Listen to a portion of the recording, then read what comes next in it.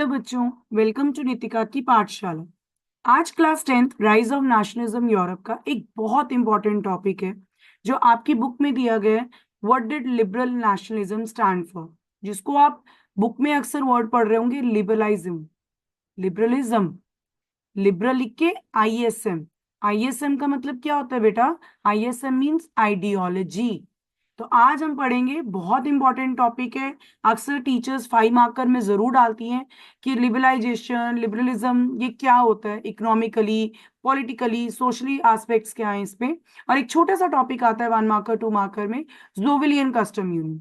तो पढ़ते हैं ऐसे अच्छे से कि आप लोगों के सबके फुल मार्क्स इस क्वेश्चन में पक्का आएंगे। तो चलिए स्टार्ट करते हैं। The term liberalism derives from the Latin root liber means free. Liberalism कहां से लिया गया है? एक लेटिन वर्ड से लिया गया है जिसका मतलब होता है फ्री, फ्रीडम। बिल्कुल आप फ्री हो चुके हैं। For the new middle classes, liberalism stood for freedom for the individual and equality of all before the law. तो जो मिडिल क्लास बन रही थी, लास्ट वीडियो जिन्होंने नहीं देखी है प्लीज बेटा देखिए उसको। मिडिल क्लास क्या कर रही थी? मिडिल क्लास चाहती थी कि हमें फ्रीडम मिले।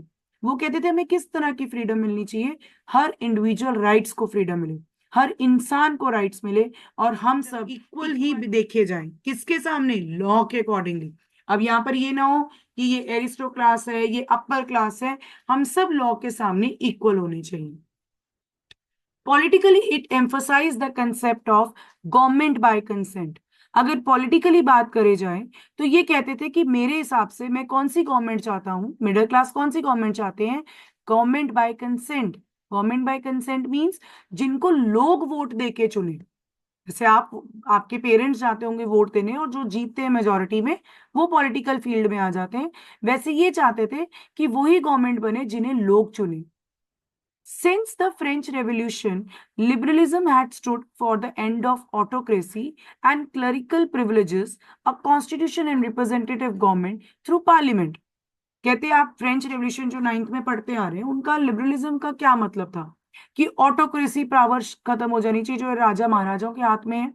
ये क्लर्किकल प्रिविलेजेस, ये जो नोबल्स और क्लर्जी थे, इनकी खत्म करनी चाहिए।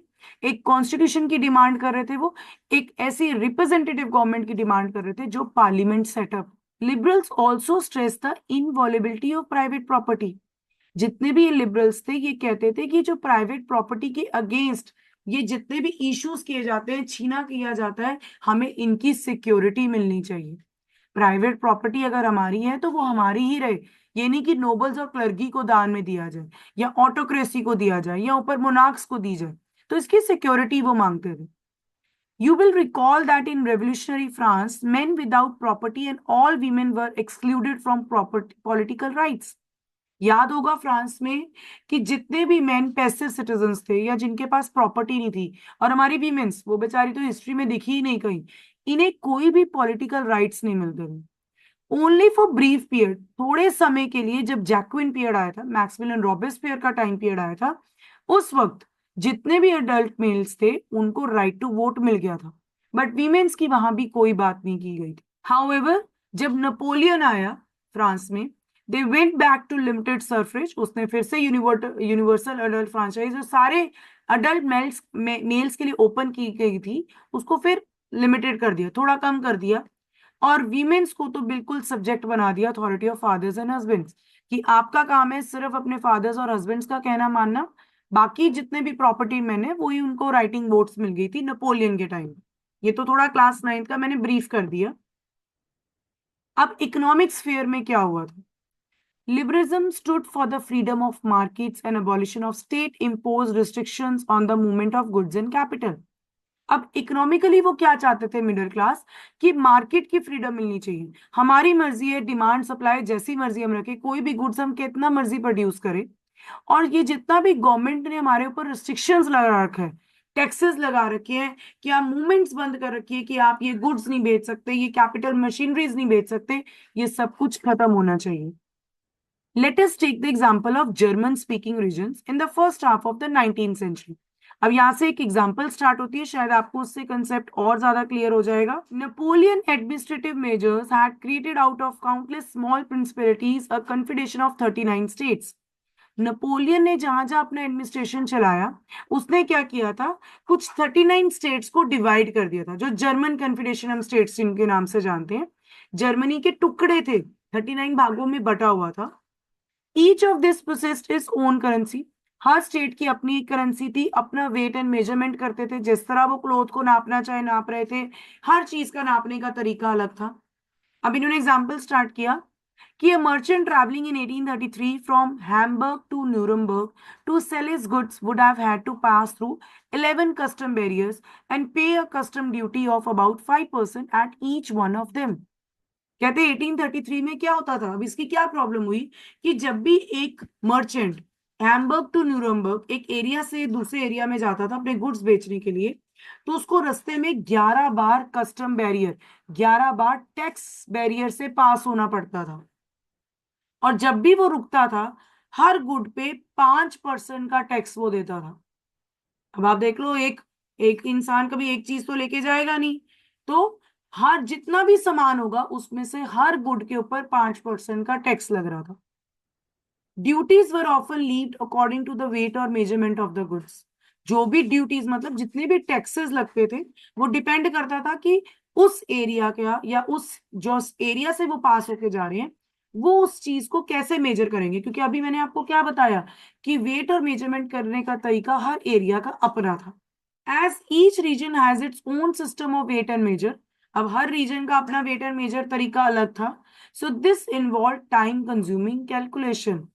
अब आप कहीं भी, अब आप देखिए पंजाब से अगर आप राजस्थान में जा रहे हैं, उसमें बीच में कितनी बार अगर बैरियर्स होंगे, हर बैरियर आपको कहता है कि मेरा वेट करने का तरीका अलग है, मैं इस चीज को इस तरह से देखता हूं, मैं इस चीज को इस तरह से देखता हूं। तो आपका टाइम वेस्ट कितना हो रहा है। तो ऐसे पास करने में एक मर्चेंट का टाइम कंज्यूमिंग बहुत होता था।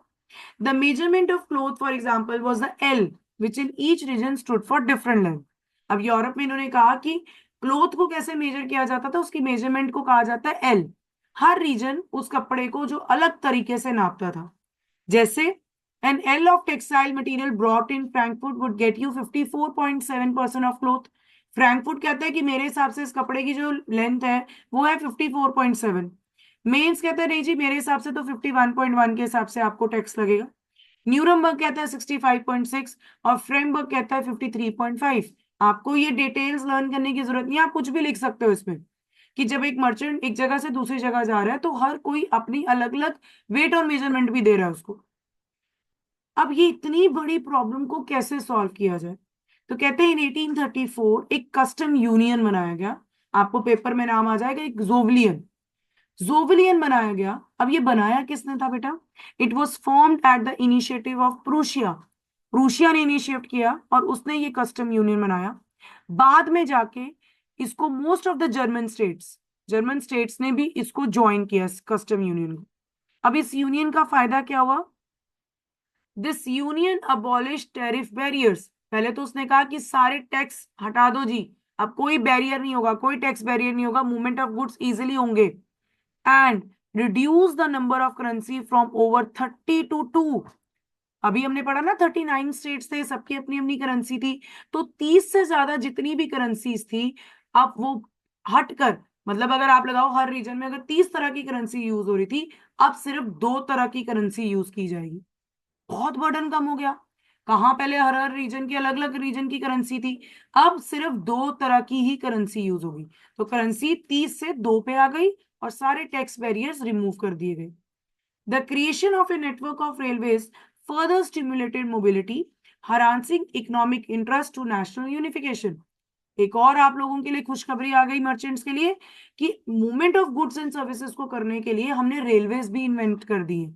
रेलवेज बननी शुरू हो गई, जिससे बड़े इजी तरीके से आप एक स्टेट से दूसरी स्टेट में अपना सामान इजीली मर्चेंट भेज पाएगा। तो मिडिल क्लास के लिए ये था लिबरलाइजेशन, हमें ये फ्रीडम चाहिए। पॉलिटिकली हमें गवर्नमेंट बाय कंसेंट चाहिए, कॉन्स्टिट्यूशन चाहिए, यूनिवर्सल अडल्ट फ्रेंचाइज चाहिए, और इकोनॉमिकली हमें सारे टैरिफ बैरियर्स रिमूव चाहिए, और हम लोगों की करेंसी भी रिड्यूस कर दीजिए। तो ये बड़ा छोटा सा टॉपिक जो आप देख रहे हैं, ये 5 मार्क का टॉपिक है। एंड आई होप मैंने बहुत इजी तरीके से आपको पॉइंट टू पॉइंट समझाया है, सारे रेलेवेंट पॉइंट आपके सामने लाके रखे हैं। आपको बेटा फिर भी कोई डाउट हो कमेंट सेक्शन में अपना क्वेश्चन जरूर पूछिए।